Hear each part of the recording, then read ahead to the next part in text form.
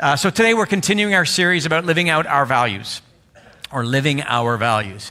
And so we've spent the last number of weeks looking at various values. And so today we're going to explore this idea of we value the ongoing discovery of spiritual gifts and the development and wise deployment of those same spiritual gifts. And that here's the premise behind why we value spiritual gifts, is because we value service. This is a Judeo-Christian worldview value that we adopt. Jesus threw everything upside down when he came. And he demonstrated what it was like to approach life from a service mindset. And because God fundamentally, and we'll talk about this in a few moments, God is fundamentally a servant. You know, when we talk about God is holy, God is love, you know, his attributes of righteous or just, he's also a servant. You know, every morning you and I are greeted by a sun that rises. Sometimes it's hidden from by the clouds. Other times we see it on glorious display like today. But this planet has been designed to support human life. And every day and every moment of the day, God is serving his creatures, his good creation. We are incredibly loved and served by a good God. And so service isn't just about doing something because, it's a good thing to do. Service is consistent with our design theologically and biblically. And I would also argue, psychologists would tell us service is also part of the design of what it means to be a flourishing human. And so I always love it when social science just catches up with the ancient text. It's just discovering through empirical studies and through research that it's like, yeah, this actually it works. Service works for the human person to contribute to our own flourishing. So just before we dive into this teaching for this morning, I wanted to kind of lay out three big ideas that if we don't get crystal clear about them, it could perhaps distort some of the teaching around service and around spiritual gifts particularly. So here's the first big idea really, really quickly. They are referenced in the New Testament. If you're new to the Bible, grab a hold of whatever you can grab a hold of. If you're new to faith, there's going to be something here for everybody. If you've been along the way for some time, you'll probably understand much of what I'm saying, but I'll do my best to make it accessible to as many people as possible today. So when we talk about spiritual gifts, they are different than what we would call talents and abilities, and we'll unpack that in a moment. But the New Testament talks about spiritual gifts as grace gifts. So what that means is you and I don't earn them or deserve them. Grace is about getting what we don't deserve. So first and foremost, spiritual gifts are a gracious endowment by a generous Father who gives us generously gifts. Okay, so it's a grace gift, number one. Secondly, they are to be exercised or used in service of others. So it's always other-oriented when it comes to spiritual gifts. They are given to us so that we might contribute to the common good of the other. And then thirdly, very, very important, they are not an indication of spirituality. That's really, really important for us to understand. They are not an indicator of spirituality, though if they are mismanaged by a community of people or by an individual within that community, if those spiritual gifts are mismanaged, it may be an indicator of spiritual immaturity. Paul wrote to a first century church in Corinth, the Corinthians, first letter, second letter. We're probably missing the third letter, but he wrote 2 letters to the Corinthians. And he was writing to a community that would probably be deemed somewhat immature as it relates to how they were navigating and managing spiritual gifts. That's why we have 1 Corinthians 13. When you go to a wedding and you hear love is patient, love is kind, and we see it on a greeting card of some sort, it's beautiful, it's poetic, it's wonderful. And we think, it was written by Paul for moments like that, for a wedding ceremony. It was actually not written for moments like that. It was actually written so that right in between 1 Corinthians 12 and 1 Corinthians 14, Paul would say, by the way, it's really, really important that we don't find ourselves pursuing prophecy or tongue speaking or any other of the ecstatic manifestational gifts as an end in themselves and treat it as some sort of indicator that somebody has moved towards the positive side of the spirituality ledger. He says the greatest of these, right? These three remain, faith, hope, and love, but the greatest of these is love. And then he goes on into 1 Corinthians chapter 14. And so we need to be very, very careful as we think about spiritual gifts. And by the way, this could be a series on its own. So what I'm doing today in the next 25 minutes or so is going to be a compressed version of what the best I can give you in one teaching time. But if you're able this morning, would you stand with me? And we are going to recite a passage that will be on the screen. It's taken from Romans chapter 12. Paul talks about some of what we will reference as motivational gifts. And so if you're inclined, would you join me by reading? Here we go. For by the grace given me, I say to every one of you. Is that the same passage? All right, so I might be the only one saying this. What is that one there? That's Acts 2. Oh, that's Acts chapter 2. Okay. Well, you've probably memorized Romans chapter 12 anyway, so you can probably just say it with me. Is it back there? If it's not back there, I will just read it to you. Okay? For by the grace given me, I say to every one of you, see that? By the grace given me. Do not think of yourself more highly than you ought, but rather think of yourself with sober judgment, in accordance with the faith God has distributed to each of you. For just as each of us has one body with many members, and these members do not all have the same function, so in Christ, we, though many, form one body, and each member belongs to all the others. We have different gifts, according to the grace given to each of us. If your gift is prophesying, then prophesy in accordance with your faith. If it is serving, then serve. If it is teaching, then teach. If it is to encourage, then give encouragement. If it is giving, then give generously. If it is to lead, do it diligently. If it is to show mercy, do it cheerfully. The word of the Lord. You may be seated. So, we see Paul saying that whatever gift you have been graciously granted, and maybe just quickly, we'll sort of delineate between talents and abilities. Talents and abilities are in the natural order of things. They're still, we give thanks to God for our capacities and for our abilities. And God does give us the ability to do some things well, but it's in the natural order of things. When we talk about spiritual gifts, we're talking about what we could never do without God's work in us. We could call it natural, supernatural in a sense. And there's two different kind of categories when we think about spiritual gifts that we will unpack a little bit later. But it's the work of the Spirit in the life of the Christian to build up the church so that we can be strengthened and edified and that we can, again, move forward strengthened by that same Spirit. So I'm going to move quickly through our teaching time this morning, and I hope by the time we're done, you will feel like there's some handles for you to hold on to. Here's our first big idea for this morning. Service is an important value in the Christian community. Now, I'm stating the obvious for some, and for others of you, it's just nice for us to be able to catch this connection. It's not always seen the same way in different parts of our world. In fact, you could also look into the ancient world. Humility was not something worth celebrating and not a character trait worth developing. Jesus, in fact, you'll find it in the Jewish scriptures, in the Hebrew scriptures too, where Moses is elevated, right, as one of the most humble men on the planet.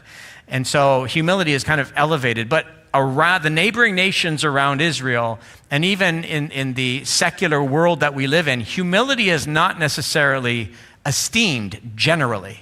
It's something that the Judeo-Christian worldview brings to the conversation. And it's the same with service. We just sometimes take it for granted because those of us who've been born in Western countries, we understand that, well, this is what we were born into. This is what we've inherited. This is what Canada's always kind of been predicated on, is this idea that we would serve one another, we would take good care of each other. But in other parts of the world, that's not simply the way things are. So service is very much an important value in the Christian community. Jesus invited his disciple friends to emulate his approach to service. Let me read a passage from John 13. I absolutely love this chapter for Jesus' model of service. When he had finished washing their feet, he put on his clothes, returned to his place. Do you understand? These are the words of Christ. Do you understand what I have done for you? He asked them. You call me teacher and Lord, and rightly so, for that is what I am. Now that I, your Lord and teacher, have washed your feet, you also should wash one another's feet. I have set you an example that you should do as I have done for you. Very truly, I tell you, no servant is greater than his master, nor is a messenger greater than the one who sent him. Now that you know these things, you underline this, now that you know these things, you will be blessed if you do them. In some Christian traditions, they take Jesus literally and say we should have foot washing moments in time. I'm not going to criticize or critique that practice. If it's a wonderful catalytic moment so that we go out and become better servants in the world, why not? But we don't do that here at King Street. We see Jesus taking on the function or the role of a servant in that first century context and doing what a servant would do, which is wash his friend's feet. And not just his friend's feet, by the way. Judas was among those who were gathering in that moment in time. He was washing his enemy's feet, or the one who was out to do him harm and be the betrayer.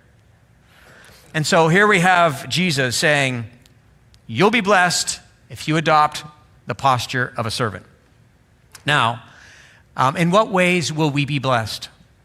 This is where we have to be really, really careful as Christians. We don't want to be plug-and-play people. Just like tithing. God says in Malachi, test me in this, that I won't throw open the windows of heaven and bless you. Well, does he do that? Yes, he does. But I don't tithe in order for him to bless me. I just do the right thing, and blessing is the natural order of things as God looks to strongly support those whose hearts are moving toward him. And so it's the same thing with service. Jesus says you will be blessed. Well, how will we be blessed? We will be blessed because we will be aligning ourselves with the ways and the will of God. We will be consistent with the design. There will be something internal within us that will give us great fulfillment and satisfaction. In fact, study after study after study says if you want to take good care of yourself, take good care of somebody else. That's counterintuitive, isn't it? I thought taking good care of myself was to go to spa days, day after day after day, or to sit on my dock at the cottage weekend after weekend after weekend. By the way, no judgment if you go to the cottage weekend after weekend after weekend. But you know what I'm saying? It's not all about us. The moment we make it about us, guess what happens? We begin to experience troughed mood. We begin to feel sullen. We begin to feel like there's a missing piece in our lives. We were made and designed to look outward and to care for others, to take good care of other people. And so we will be blessed if we do this. And so it's a beautiful promise. We'll keep going through our teaching for this morning. The one true God is our example of a servant. I've alluded to that already this morning, but let me take you right to the text. John 13. This is critical to understand what I had just read earlier. Jesus knew in verse 3 that the Father had put all things under his power and that he had come from God and was returning to God. Jesus had full self-awareness. The Father had put all things under his power. Well, what happens when you have all things given to you and as it relates to power? Jesus doesn't say, yeah, by the way, I've got all the power. Somebody wash my feet. Jesus, who has all the power, knowing who he is, his identity, he adopts the posture, the role of a servant. This is what makes this passage leap off the page. People who are in positions of power should not ever graduate from the posture of a servant. It may look different what the service functions like, but at the end of the day, we are only moving up an organization in order to serve and support differently. And so this is critical to understanding the way of Jesus. We never graduate to say, okay, now that I'm in this position, other people can serve me. Not at all. We just move into a different place of service. And as mentioned, blessing and service go together. Now that you know these things, you will be blessed if you do them. No more comments required about that. Spiritual gifts make us effective in service, because that's what we're talking about today, spiritual gifts. Spiritual gifts make us effective in service, but should not be an excuse to avoid meeting a legitimate need. All right, let me unpack this for just a moment. Here's James. Just in case you think at the end of the day or the end of the week or the end of the month, you said, I've done pretty well. I haven't sinned in such a long time. James sets us straight. Listen to this. He says, whoever knows the right thing to do and fails to do it, for him it is sin. So it's not just avoiding the wrong things. It's about making sure we do the right things. And so I set that up this morning to say that when we talk about spiritual gifts now for the remainder of this teaching, what we cannot do is hide behind our spiritual giftedness and say, that's not my gift, right? If I see somebody out in the parking lot who's got a flat tire or who needs a boost with their battery, and I have cables or have a cell phone to call for help or can go over and lend a hand in some way, I can't say, I don't have the gift of helps. It's just not my gift. I have the gift of prophecy and speaking in tongues and miracles, but I don't have, well, if you have the gift of miracles, you should get over there and do something about that car. You know where I'm going with this. We can't say, these are my gifts, and then when a need is presented, we say, well, I can't do anything about that. There's a financial need, you have the means to do something about it, and we don't help in some way because we don't have the gift of giving. Right?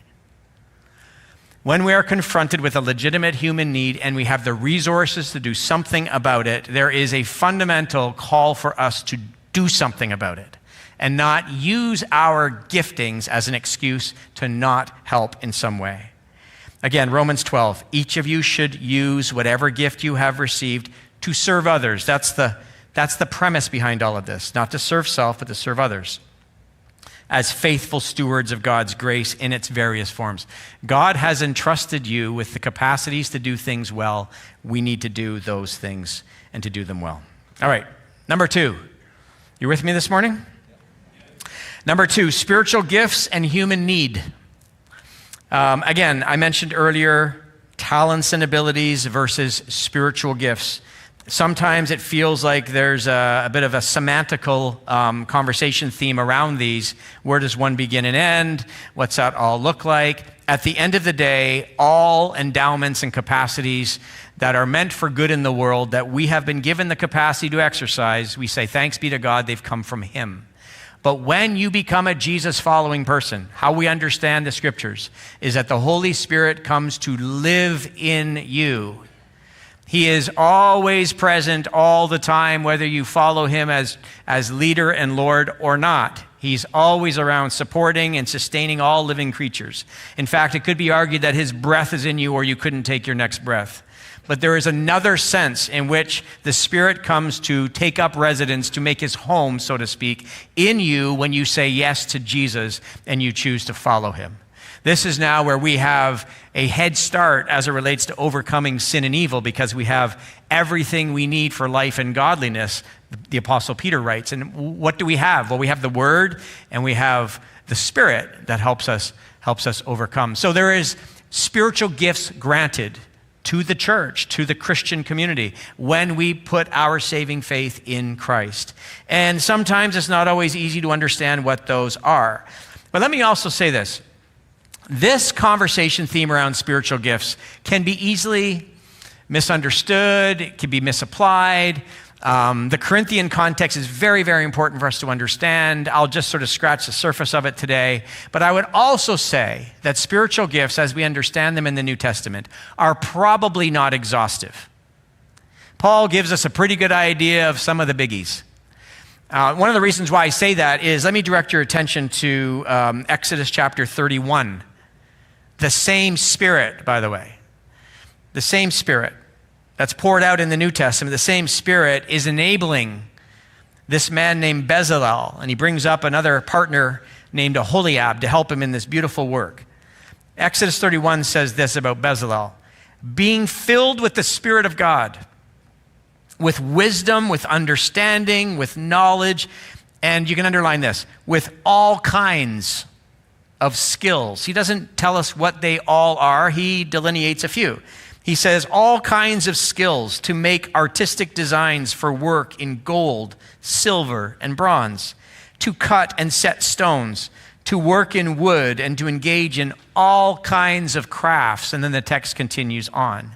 And so sometimes we think in terms of spiritual gifts, and this is why the Corinthian mindset can be very present in charismatic congregations. Because sometimes, unfortunately, if you're seen publicly or you're visibly on a stage or platform or you speak out in front of a group of people, we have all sorts of ways of thinking about what's happening there, and sometimes we can elevate people. I probably should pause here too, that pastors and the authority of the office they occupy, pastors, teachers, should be regarded and appropriately esteemed because of the work they do. But they should never be put on a platform and made to, the celebrity idea, which thanks be to God, does not exist in Canada very much. The celebrity idea with spiritual leaders or Christian leaders is something we ought to push back on. Any pastor, any teacher, any Christian leader is just like the people, except God has called them to a different role and function. The office they occupy should be regarded, and the person should be respected just like all people should be respected. But we just need to be very, very careful that we don't Corinthianize, in a sense, spiritual gifts and even leadership, because in Corinth, Paul had to write and say, by the way, be really careful. You're making celebrities of Apollos or Peter or myself. Be very, very careful you don't do that.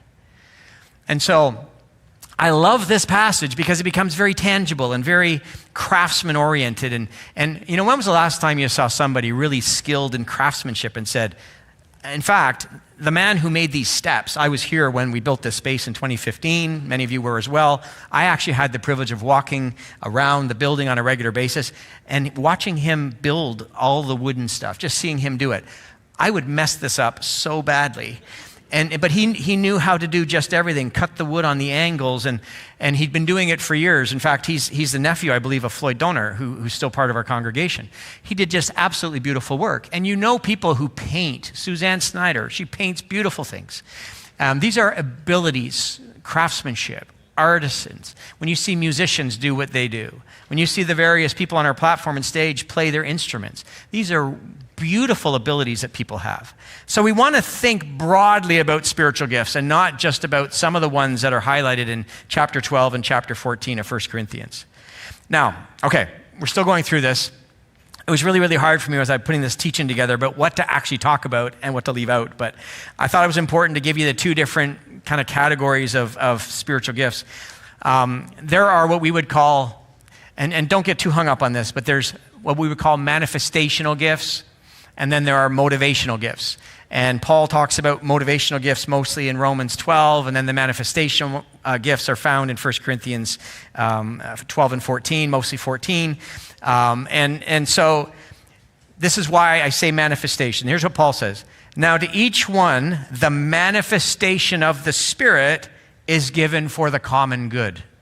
He's talking specifically here about how God works upon somebody in order to build up the church.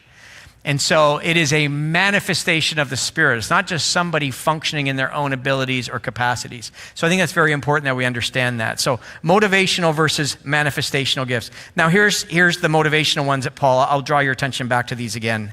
I hope I'm not leaving you in the weeds today. This is part of the sacred text of Scripture. And we as a Pentecostal community are not cessationists. So what that means, depending on the church background you've come from, charismata, two words in Greek. Charis is where we get grace, mata in motion. We still believe that the grace of God is in motion. And so that these gifts were not just for the apostolic day, but they're still in play for us today. We believe that. And both manifestational and motivational gifts. And so here's the motivation one again, and I'll just sort of, again, draw a distinction. We have different gifts according to the grace, Romans 12, grace given to each of us. If your gift is prophesying, then prophesy. There's a manifestation of that, right? In accordance with your faith. If it is serving, then serve. If it is teaching, then teach. If it is encouraging, then encourage. If it is giving, then give generously. If it is to lead, we want people in positions of leadership who have the spiritual gift of leadership. That would make sense, wouldn't it? We want people who are teaching to have the spiritual gift of teaching. We want people who, and I've found this to be interesting too, people who have the gift of giving usually have the gift of earning.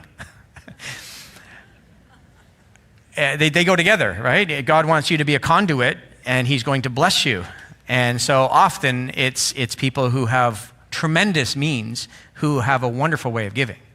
But that doesn't mean that if your means are more modest, it doesn't mean that God wouldn't use you and give you that capacity as well. So that's not to let us off the hook, by the way, for the gift of giving. Oh, and by the way, the gift of giving is not about tithing, saying, I don't have the gift of giving, I'm not tithing. That was part of the earlier conversation thread. Obedience is not dependent on your spiritual gift. Obedience is doing the next right thing, right? So I don't have the gift of celibacy, so I'm going to go and live, sexually permissively all over the place. No. We understand, right, what God is saying in his word. We want to be very, very careful that we won't abuse the grace of God. We want to be very, very careful that we understand and not misuse a teaching like spiritual gifts in order to avoid doing the right things or living an obedient life. Okay, so let me read this. A person with a motivational gift of mercy naturally notices hurting people and wants to help them. It doesn't mean that people without the gift of mercy won't notice, but the person with the gift of mercy has a stronger inclination, and that capacity to want to help won't leave them so quickly. Right? In a particular situation, the Spirit might also give a manifestational gift, such as a word of prophecy or healing, to meet a person's need. I had somebody send me a note earlier this morning, and they just said, with humility, they brought it to me as something that they thought might be encouraging and helpful for me. And I appreciate this person so much because they operate with so much humility. And I said, thank you for sharing that with me. That's very helpful and very meaningful for today. Manifestational work of the Spirit, a word of encouragement. And sometimes I don't get all bogged down to say, well, what was that? Was that a word of knowledge, a word of prophecy, a word of encouragement? Doesn't matter. It was something that was helpful for me because I had a need in my life and somebody stepped in and spoke words of life to me. That makes sense, doesn't it? Okay, so the Spirit might also give a manifestational gift such as a word of prophecy or healing to meet a person's need. Motivational gifts, on the other hand, shape how you serve. Right? So I have an inclination. You will find hundreds, thousands of teachers who have a stronger gift of teaching than I have. Every day of the week, I know that. I know that whatever modest gift of teaching I have, it's what I have. And this is partly why I sit on a stool. I'm not really a great preacher. I'm a teacher. And so people who come to King Street would probably be coming because because they appreciate the teaching environment. And so I love this idea of helping people get things or to understand something. Or when I sit in a counseling environment and I do a bit of psychoeducation with somebody and all of a sudden they go, makes sense. I love that, right? That motivates me. That's part of the motivation that I have. Others of you are like, I just love to pray for people, or I just love to help them where I can, or I love to give in ways that just build people up or share words of encouragement. These are our motivations that we have. So there's this manifestational idea, and then there's also this motivational idea. So motivational gifts shape how you serve. Manifestational gifts are how the Spirit powerfully works through you in the moment. I loved my favorite prof, Ron Kidd, in Bible college 30 some odd years ago now. Amazing. I ended up actually at his office at Tyndale just a number of weeks ago, which was really, really cool. But anyway, he used to teach about pneumatology, which is the study of the Spirit.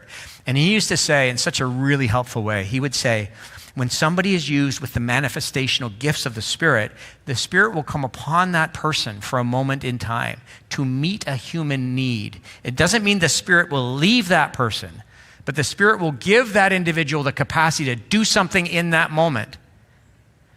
Just like you see in the Older Testament, where the Spirit would come upon a prophet or would come upon an individual and they would do something. It might even be in the ecstatic domain. So from time to time here at King Street, I know some of you, your background is different faith tradition, but sometimes there would be somebody who would speak in a language unknown to the rest of the community. And then there would be an interpretation. We could unpack that a lot further. Sometimes what happens when you read Paul, maybe I'll go there for just a few moments briefly. When you read Paul, you'll see that he says very clearly that when someone speaks in a tongue, their spirit prays. Right? So if you're speaking in an unknown language, and some of you know what that experience is like, maybe many of you don't, but you pray in a language unknown that the Spirit gives you the ability to do. And then if it's a gift of the Spirit for public consumption, the scriptures talk about an interpretation. So if it's a prayer, then the interpretation can be also a prayer. And then we can get a gift of prophecy or a word of prophecy that would be God speaking back to the people. Now, sometimes what happens in our gatherings, we might have a tongue and then a prophecy. And at the same time, I don't even delineate all of that because I just trust the work of the Spirit, that what the Spirit is doing, he's encouraging and building people up. And we will end our teaching today with a call to be discerning along the way. Okay, character over charisma as it relates to gifts. Remember, charis equals grace, mata in motion, charismatic. Sometimes you can see people with a charismatic personality. They've got lots of energy. There's lots of life there. They move people by their methods. I would say, and I'll say it every day of my life, no disparaging remarks toward people who have a lot of charisma. That's an endowment God has probably given you in your temperament and personality. Wonderful. But character always trumps charisma every day of the week. Every day of the week. I would rather have people around me, and by the way, this staff is amazing, so I'm not even talking about them, but I would rather have people around me every day of the week that if their gift mix was a 6.5 out of 10, I would take that if their character is a 9.5 out of 10 every day of the week, than people with 9.5 gift endowment with a 6 character. Because they mess churches up. You want character. One day when I am not here, and that will happen at some point, when I am not here, always prize character over charisma. Now, you may get both one day. That would be amazing, wouldn't it? Wow, that person's got so much charisma and their character matches it. Wow. It's almost like Jesus is here, right? But if you have to choose every day of the week, choose character over charisma.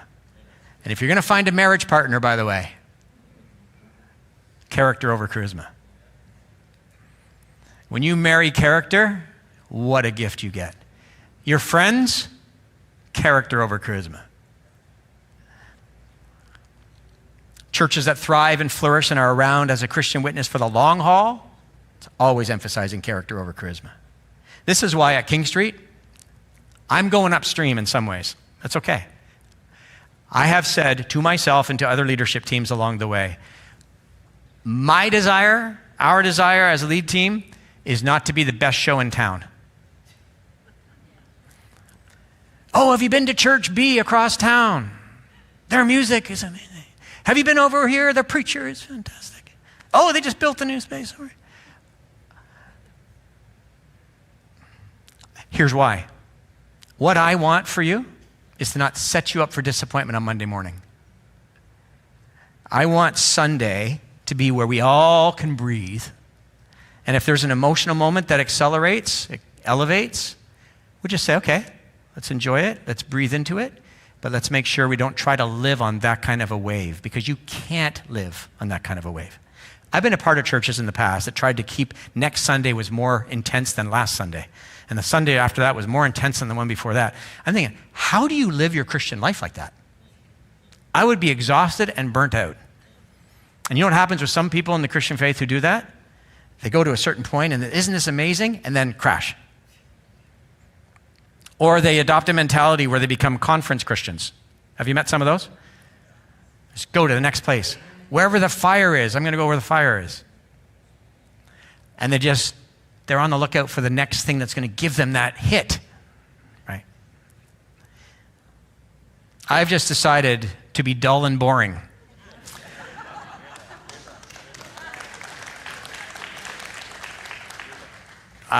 Dull and boring isn't so bad. Right. If you've ever been around a place that's blown up, I'll take dull and boring every day of the week. One more point, and it's 11:34. All right, let's go. Number 3, spiritual gifts, challenges and cautions. All right, so here they are really quickly. Overvaluing certain gifts and diminishing others. We cannot do that. We cannot do that. Here's Paul. Now, Paul says this, though, in 1 Corinthians 12:31, and then 13:13. 2 verses I'm putting together here, separated by a few paragraphs. Now he says, eagerly desire the greater gifts. What are the greater gifts? He says, and yet, I'll show you a more excellent way. That's his next breath. What's his more excellent way? Now these three remain: faith, hope, and love, but the greatest of these is love. If you become a person who emulates the love of God, and you are just so full of his kind of love, you have lived well. Regardless of the gifts you have or don't have, you have lived well. I would argue that that's the point of life, is to learn how to love well. If you love well, you've lived well. And so Paul is saying, don't get distracted by the esoteric and all the manifestational and all the powerful, the signs and the wonders, and don't do that. Don't go there. In fact, isn't Jesus the one who says, many will come to me on that day and say, Lord, Lord, didn't we cast out demons and prophesy in your name and miracles and all sorts of? He says, I never knew you. Wow, that's sobering. The power of God was working through the person, but the relationship with Christ was missing. How does that happen? It happens. So the benchmark is love every day of the week. Okay, so overvaluing certain gifts and diminishing others. Order and comprehension matter when the church gathers. Paul says everything should be done in a fitting and orderly way. What does that mean? That means that we all don't just do whatever we want to do when we gather. We have an order of service. All the pastors have it on their phones. Order of service. Sometimes it might not go that way, but that's what we've planned. There's an order of service. Let me take you somewhere to the very beginning. In the beginning, God created the heavens and the earth. Now, the earth was formless and empty, and darkness was over the surface of the deep. And the Spirit of God was hovering over the waters. And then God said, right, let there be. And day 1, day 2. This is very important to understand. Genesis 1, verses 1 and 2. Where there's emptiness, God fills. Where there is darkness, God brings light. And where there is chaos, God brings order. God is always moving from plurality to oneness. The triune God is always moving from plurality to oneness, and he's always moving from chaos to order. That's who God is.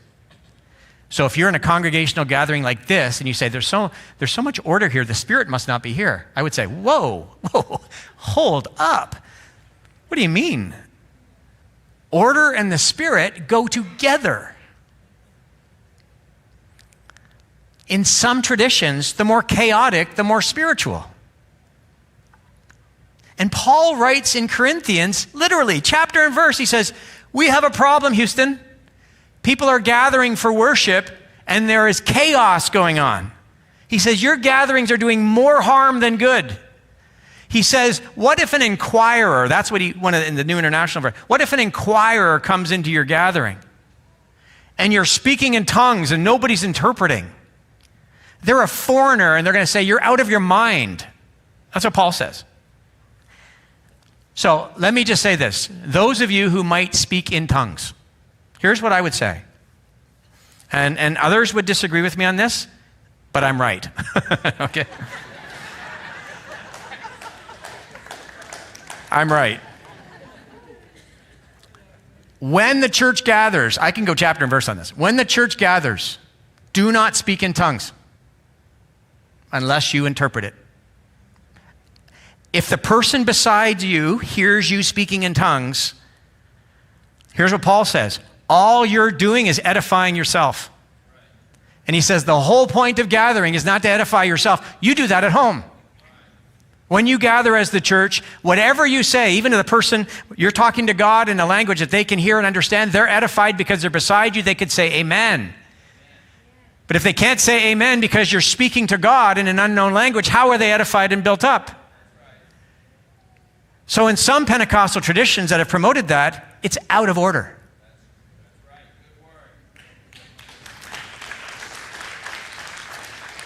I may be losing my credentials, but I don't think so.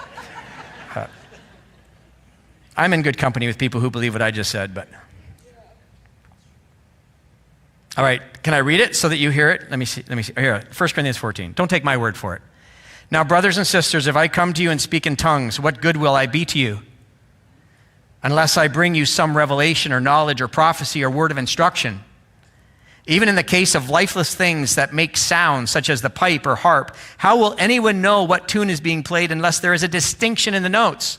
Again, if the trumpet does not sound a clear call, who will get ready for battle? So it is with you. Unless you speak intelligible words with your tongue, how will anyone know what you are saying? You will just be speaking into the air. Undoubtedly, there are all sorts of languages in the world, yet none of them is without meaning. If then I do not grasp the meaning of what someone is saying, I am a foreigner to the speaker, and the speaker is a foreigner to me. So it is with you. Since you are eager for gifts of the Spirit, try to excel in those that build up the church. That's the word of the Lord. What's Paul saying? Now, buckle up. What I am not saying, by the way, is tongues are not for our gatherings. I'll get to that in just a second.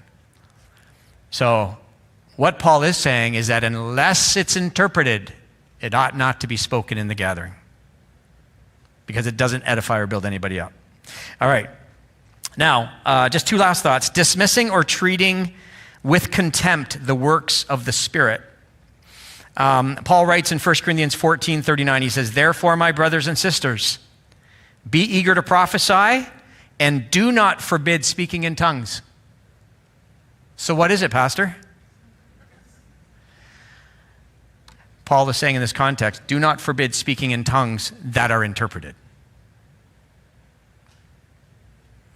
So we are not cessationists. So when there is a communication in an unknown language, we sit quietly. It's a bit of a mystery. It's like God opens the Venetian blinds to the spirit domain for a moment, and we all sit quietly or stand quietly, and then we listen for an interpretation in a prophetic word or whatever that might be as God permits it to come to us.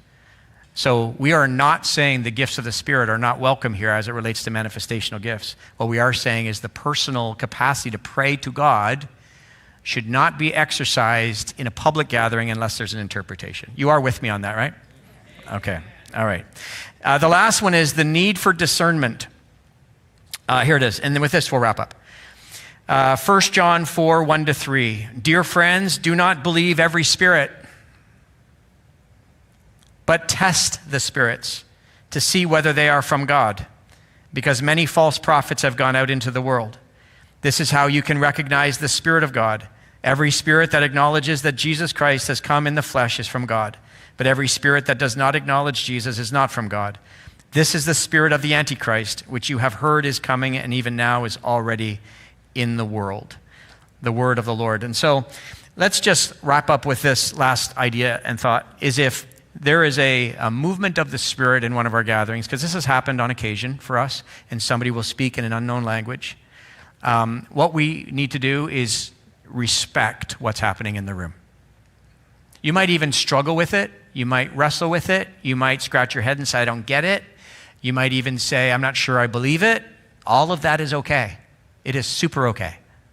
This is what I say about King Street. Come as you are, belong first, work out your salvation as I am doing likewise. So you're allowed to sit there and stand there and go, I'm not sure what this is all about, but what I want to encourage you to do is respect the moment.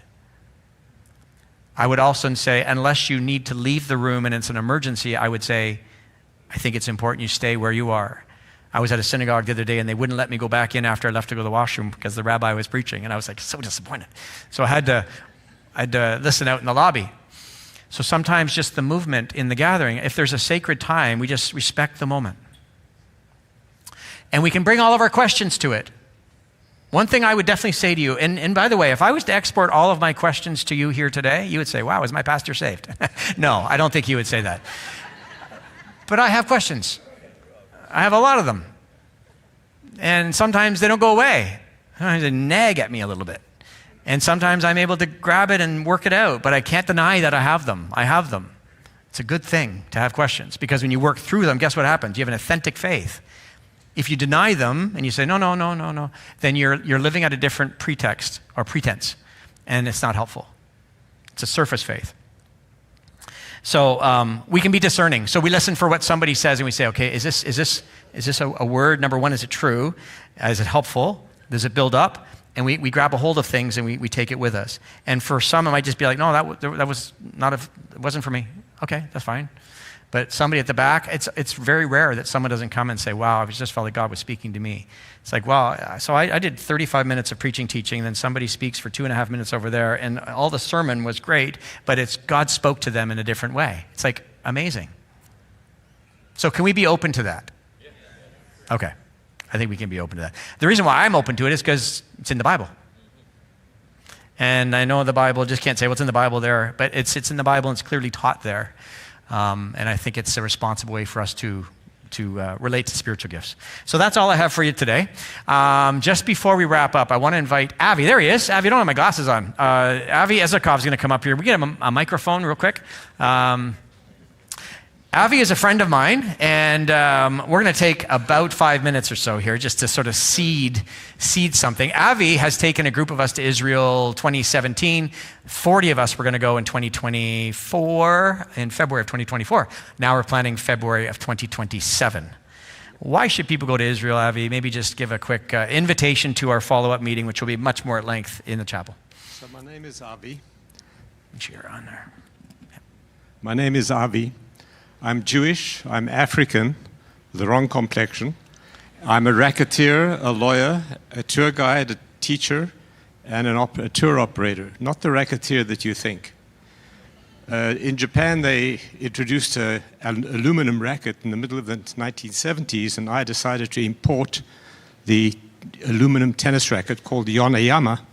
You might be familiar with Yonex today. That's the kind of racketeer that I was. And so, Israel, you won't be doing anything unusual if you travel to Israel today. For 2,000 years, Christians have been going to Israel. They've been going to Israel in the snow, in the hail, in the rain, in the sun. And believe me, there's a lot of sun in Israel. So I invite you to come over to the chapel where I'll go over the details of what it is and what the journey to Israel will contribute to your own faith. Thank you. Absolutely. Thank you so much, Avi. You did that in less than 5 minutes. I love it. Okay. Okay, so here's what we're going to do. I hope you'll come and just come and learn. I've been to Israel now three times, but the last time was for like 20 days. And if I was going to live anywhere else in the world, that's where I'd live. And it's an amazing place. And we call it the Holy Land. You know, there's a sense in which the whole world is holy because God, occupies the whole space. We can't get away from him. However, it's a special place. God made a covenant promise with Abram and with the Hebrew people, and it's a place that you need to see once in your lifetime. You need to be there.